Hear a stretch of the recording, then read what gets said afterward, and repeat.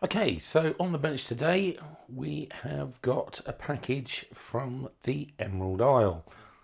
This is a Cobra 200 GTL DX. There's quite a story behind this. Obviously, as you can see, I've not opened it, so for the people who like the unboxing videos, fill your boots. So let's get this thing open.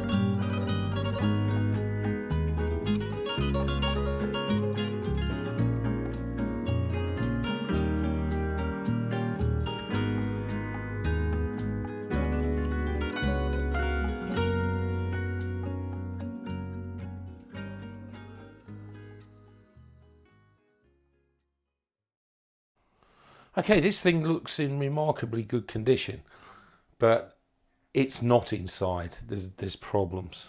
So I can zoom in a bit so you can see that. But yeah, okay, let's get it apart. Let's have an inspection. So I don't want to put any power on it. It's really important to inspect things first. Okay, so there's a bit of a story behind this radio. I think it was purchased off eBay. It was the sort of classic, you know, it worked last time I used it, or it's from my late father's estate and I've got no way of testing it, that sort of carry on. But if we have a look in here, this has been really messed about with. So let me see if I can find something I can point with. If we look around here, there's a load of components missing. You can see that. But what should be there is some potentiometers, the trimmers. And I'll show you in the circuit in a second what they actually do. But it's part of the sideband ALC circuit. Okay, so now if we look in this section here, there's a transistor missing. That's an RF transistor, which is it's basically the PA driver transistor. But not only is it missing, there's another load of components. It looks like someone's had a thermal lance in it or something. I don't have to tell you, but maybe people who watch this, you know, you've got to be very, very careful dealing with this. Is all surface mount technology, and if you go in there, you can cause, you know, irreversible damage very, very easily. You know, let's find this to point with. So here there was some trimmer resistors, and there's various capacitors and stuff, you know, sort of missing off the board. And this is it's a multi. I think, I'm not sure whether it's just double-sided or it's multi-layer. And if it is multi-layer, which I suspect, it's going to be really difficult to get, you know, to get this thing working again. Now, I know this has been to a very good tech in Ireland, and he's basically said, look, I'm not going to do it. And to be honest, I would do exactly the same. The only reason I've taken this on is because I wanted a challenge for a video. So, and I totally 100% agree with him. Okay, so if we look at these components here, there's these little potentiometers, these are trimmers, and these are missing, and I imagine a number of these components are missing, but this actually makes up the single sideband ALC circuit, which is quite important. I don't know, somebody's obviously decided that they wanted to play with it, and consequently all the components have gone.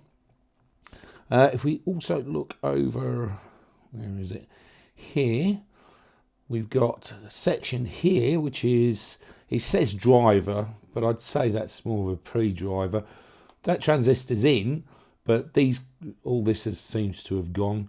Again, that's for biasing. It's just so we can get the stages to work in a linear or more linear fashion. But it's quite critical that that's there. And if we carry on, yeah, okay. So this is the device that's missing. This is a RD16HHF1, which is a MOSFET. It's one of the Mitsubishi suite of RF power devices.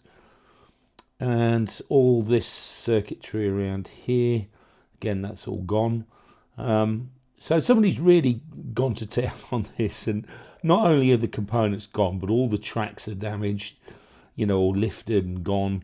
So it's going to be quite a feat to get this thing to go again. Now I know this thing is not receiving, so I'm going to tackle the receive first, because obviously in my mind there's no point trying to get it to transmit or tackle the transmission issues if it won't receive. So I think the first thing to do is just dive into the receiver and let's see what the extent of the damage is. But this thing has been seriously messed about with. It's by somebody who clearly doesn't, understand what it is that they're doing, or it could be just willful. Someone just wanted to destroy it. But okay, let's get some power on this radio. Okay, so we've got it on the bench. What voltage? Yeah, we're at 12.45, whatever. Voltage, DC, and I'll switch it on.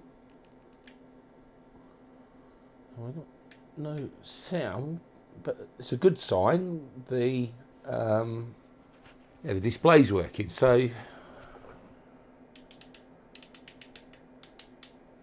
yeah, so the microcontroller's okay, which is the main thing. That's what I was worried about, if there was problems with it, but that seems to be okay. But we haven't got any audio. That might be that this might need a return on it. Let's just have a quick look at the circuit diagram. This is the power amplifier, audio power amplifier. Something to point with. Okay, so we've got an inputs on 6 and 7, which is just differential, and then we've got a power, which is a 12 volt rail there, which is on pin 1, and the output looks like it's on pin 10. There's a AC coupling capacitor, move across. Okay, so yeah, it's going into the speaker jack, and then she comes up here. Okay, I can see it. Yeah, so this line coming up here is going to the RX pin. Okay, so basically all we need to do is just ground the one side of the speaker. It won't be grounded because we haven't got a mic plugged into it, so that just needs taking low, and that should give us some audio. Okay, so yeah, I've just added an earth, so that's good news. It means the audio amplifier IC is okay. That sounds fine. Got a bit of scroll happening. Obviously, we're in FM mode. It's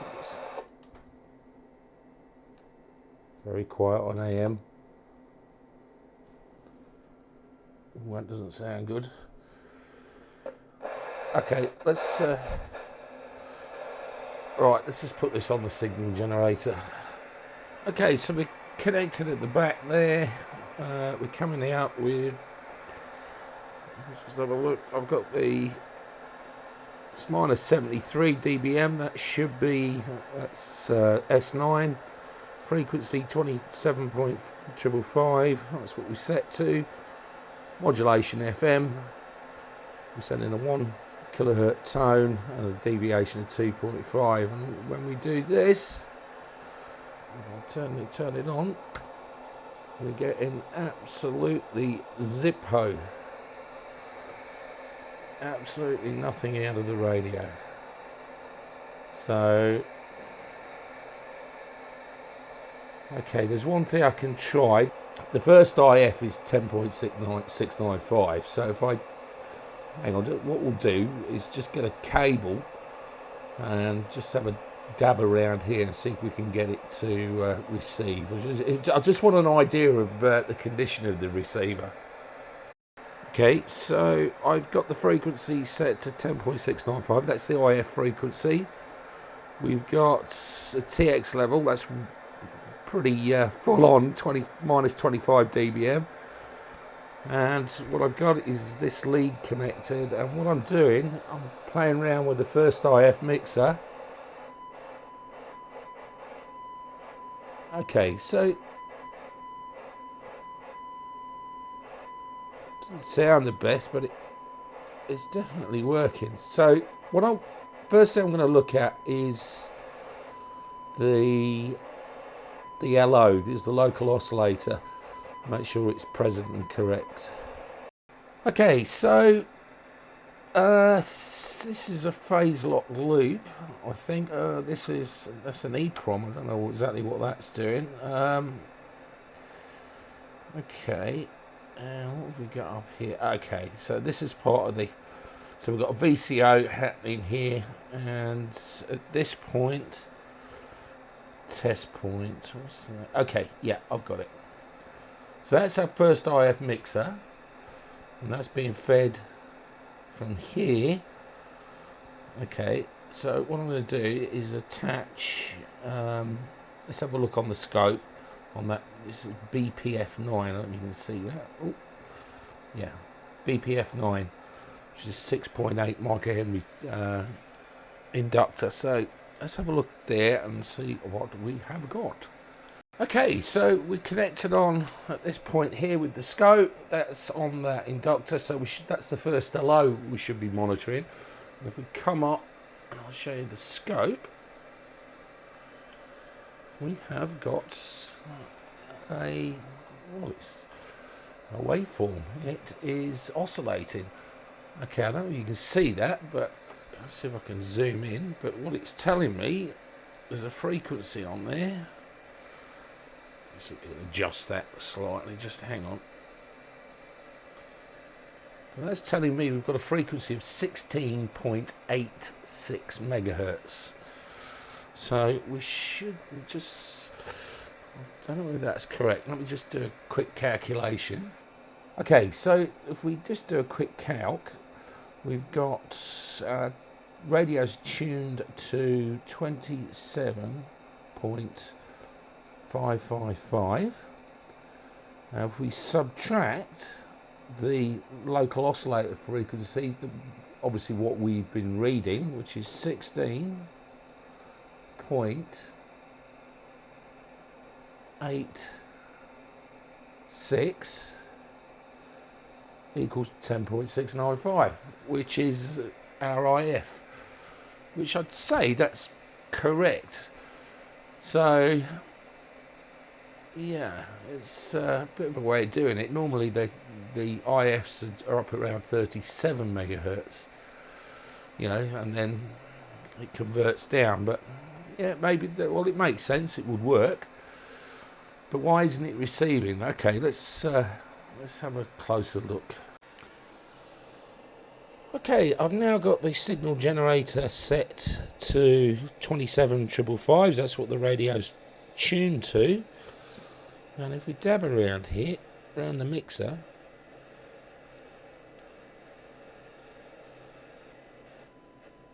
okay, so that's the mixer's working.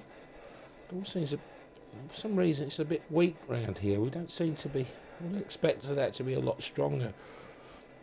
We're not getting any action on the S meter either, which is a bit of a worry. Okay. Let me think about this. Okay, so that's with the antenna plugged in to the signal generator, the antenna. The radio's plugged into the signal generator. We inject it, we're getting absolutely nothing, which I find is a bit weird. So this is the front end here. This will be bandpass. There'll be a bandpass filter, and that's what these are. I'd say that's what they're doing. So, okay. So if I put that's the connection to the radio. If I've just put my little lead on. Aha! Houston, we have a problem. So it's receiving when I dab the one side of the PL259. This is.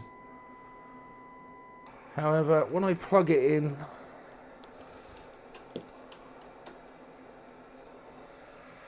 there, it's not working. Just stand by, and I'm just testing. It might be the cable. Hang on. Okay, well, I've got another cable on it. It's exactly the same. So that's something I've never seen before. It could be it could well be the SO239 socket. It's a bit out of focus. Yeah. Okay, let me have a closer look at that. Okay, so if we look, I've tested this with just, for continuity with the multimeter, and it checked out fine. But if we look, it's not soldered on. Look. Okay, let me just solder that on, and then we'll see what we've got. Okay, so I've resoldered that back together, and if we look over here, we're injecting minus 25 dPm, which should be absolutely end stopping it. Let's see if I turn that down a bit. Let's have a listen. Oh, so we're losing it a bit. That's not good. It's as deaf as you like. Okay. We're not getting any activity at all on the meter, even when it was on high. Okay, let's have a look at this front end. The problem's got to be, there's a problem in this front end. I'm looking, and it looks to me like this has all been mocked about with. So somebody might have been a screwdriver expert, and what they've done, they've probably, well, it could be anything, but it could be the front end that's detuned. Okay, just stand by. Let's have a look at the circuit diagram. Okay, so looking in the front end, we've got this relay here, and off this relay. So this relay is obviously switching between transmit and receive on this is for the aerial, the antenna path, and. Yeah, so okay, so that's the antenna there that comes in, and then when we're in receive,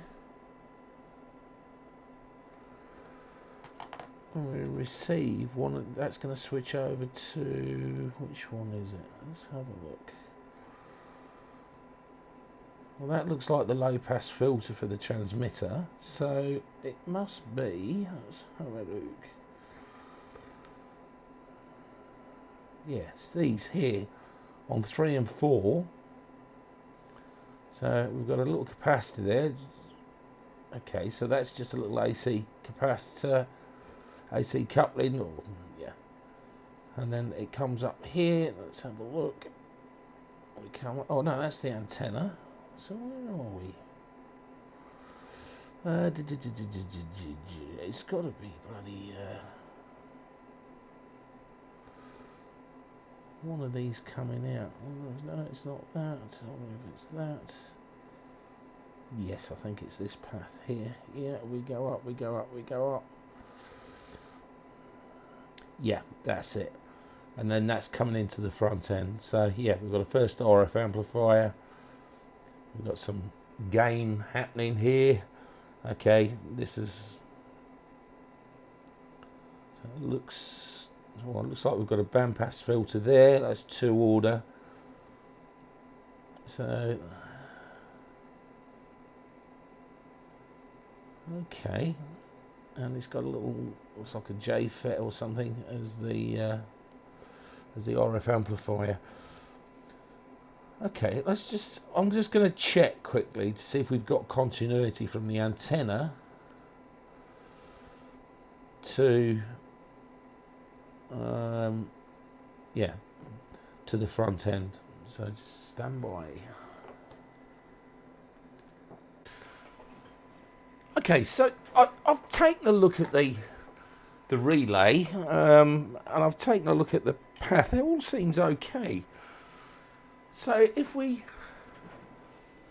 look down, I don't know if you can see that, but there's a capacitor there, and there's this little line that comes down. You can hear it. That's the front end of the receiver.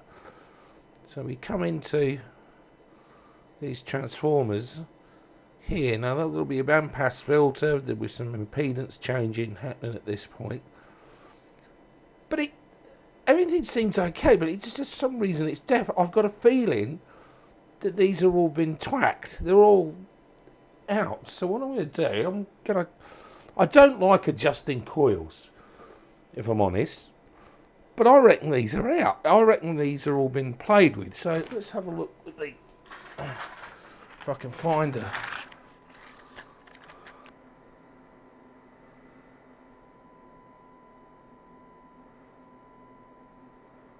okay, we've got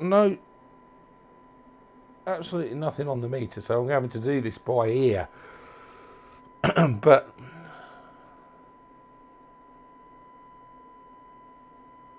yeah, they're all out. What about this one? Well, this one looks like it looks damaged here as well, if you see that. So let's have a, that slug is really low in there, which is a bit of a worry. I'm just trying to work out why that would be. So if you're going to design something, you sort of design it for midpoint. Obviously they need to be tunable, but yeah, hang on a sec. Okay, I'll need to have a look at the diagram. There's something amiss here. I can't understand why these are so low in the cans. So it could be that there might be a capacitor missing or something's damaged around here. Okay, just stand by. Okay, so let's have a bit of an update. I've basically aligned the front end, and I think the front end's fine. It's now receiving, well, kind of, at minus 76 dBm, and if I reduce that, I don't know if you can hear that. Let's just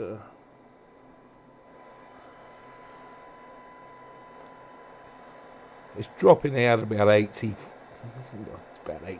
dBs, which is still deaf. We're not getting anything on AM or F or the sidebands. So I did a bit more investigation. The front end's quite an interesting front end, and I'll go through it in the circuit diagram. But what I found is we've got a problem with one of the IF cans, and it's this one. And that's directly before it goes into the crystal filter. There's also a tap off that goes down to here, which is the that's the FM demodulator, discriminator, whatever you like to call it. But there's a problem with this can, and I'll go through it on the circuit diagram. Okay, so if we look at the circuit diagram, we'll just go through the front end. So this is our front end here. Now I've tested and aligned all this as per the service manual, and to be honest, it actually all looks okay. I was a bit concerned about the ferrite slugs being very, deep in the IF well, it's not IF, it's these transformer cans. But well, I think there's a reason for that, and we'll come back to it. But I've tested it. We're all good. We're all good at the mixer, the output of the mixer. But when we get to this point, this is where the problem is. We've got this side of the coil is open circuit. Now, exactly how that's happened, I'm not sure. It can just happen through people twiddling about with them, because what happens is they obviously very fine wire, making up the coil, and the formers break inside, and then they just snap the wires. That's what can happen. There's fatigue, and there's all kinds of things can happen to them, but that is open, and that is making the radio deaf. Now, if we look here, it comes off, and we're obviously receiving in FM. So we come through a little ceramic filter, and then it's basically doing some down conversion in there. But this is the FM detector. It says it's AM, but I'm not receiving on AM. So yeah, it may be another problem, but I don't think that this is the AM. It could be, but I'm not quite sure how it would be demodulating the signal. But we'll get to that. But basically what's happening is we've also got a 455 kilohertz,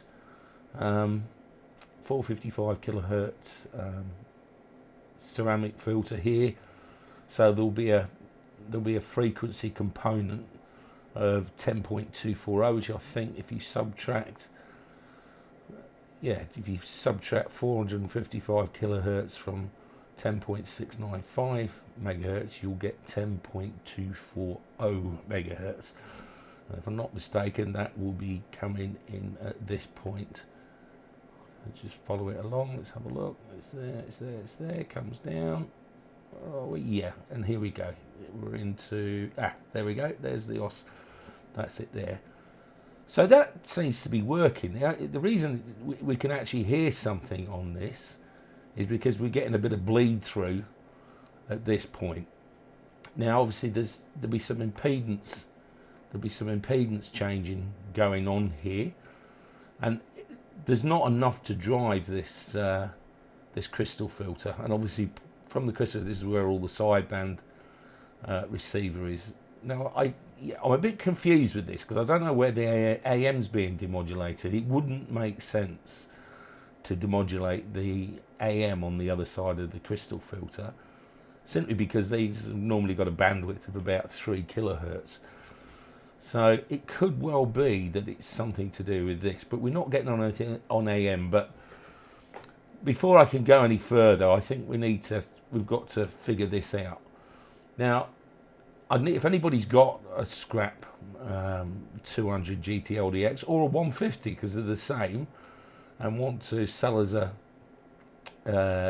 transformer, then please, get in touch, because that'd be very welcome. But worst case scenario, all is not lost, because if we look up here, there's another one here, and this is part of the noise blanker.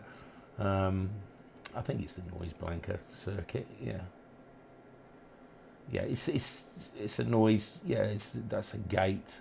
Yeah, all right. Yeah, so it is the noise blanker. So yeah, they're IF transformers. That's it, because we're actually in the IF, because we're on the other side of the mixer.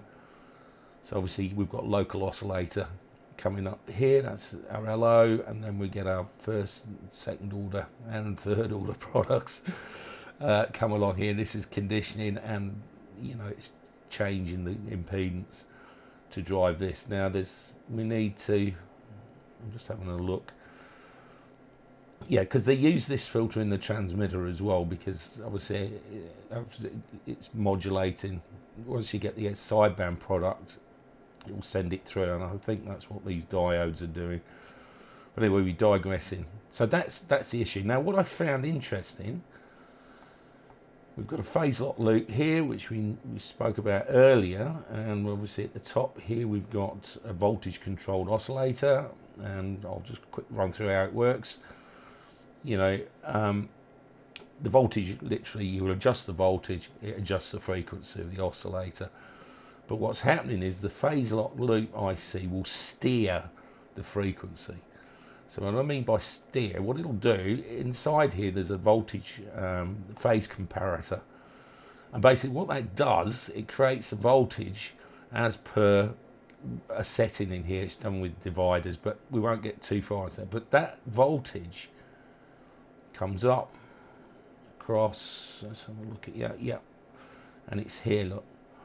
So that's your, that voltage at this point is the phase lock loop voltage, control voltage.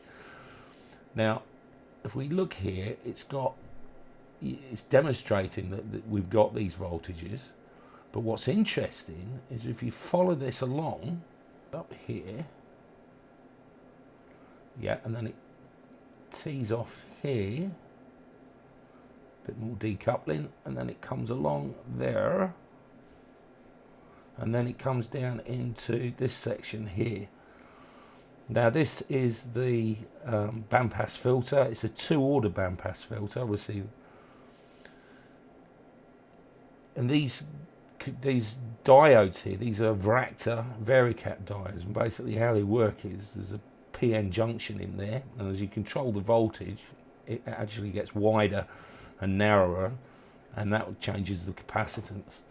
So what that's essentially doing is changing the characteristics of the bandpass filter. So I imagine what they're trying to do is track. So ultimately what you get is a more narrow bandpass filter in the front end, which is a good thing, but it tracks across a wide range. Now the only time I've ever seen this is when I was doing work for Tate Communications in New Zealand, and they were using Varactor diodes in a front end of a PMR radio, and that was switching from VHF to UHF, so they were going quite a range with their front ends. Obviously we don't need anything like that in this, but it's quite interesting what they're doing. There's more, because if you follow that line down, it actually comes down to other sections here as well, so in the front end. So there's more filtering, there's obviously impedance changing happening along here, but yeah, I thought that was quite interesting. But it all seems to be there, it all seems to be working. So the main problem is this here. So we can demonstrate that. I can actually show you you can see the problem for yourself. Okay, so this is the underside of the board. Now if we look, if I've got the multimeter, it's set onto the resistance range. This is our CAN. It's a transformer, it's an IF transformer. That's the output of the transformer. As you see, we're getting 0.9 of an ohm to ground, because they're connected to ground. And on this side, to ground, we have nothing. It is open circuit. Okay, so we've increased the signal level. I brought it up to minus 65. That's what we're injecting into the radio. It's a 1 kilohertz tone FM, 2.5 K deviation. And if we look on the analyzer, yeah, so we've center frequency of 10.695, which is our IF. It's got a little span here, it's 1.3, 1.4 megs, so I'm not worried about. Okay, so if I unmount this, just okay. So if we look on the input of this coil, I can hold it still without shaking.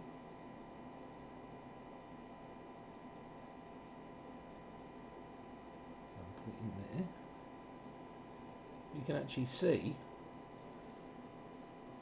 that 10.695 component, and if we go on the output, of this coil. This is the one that's feeding the crystal filter, and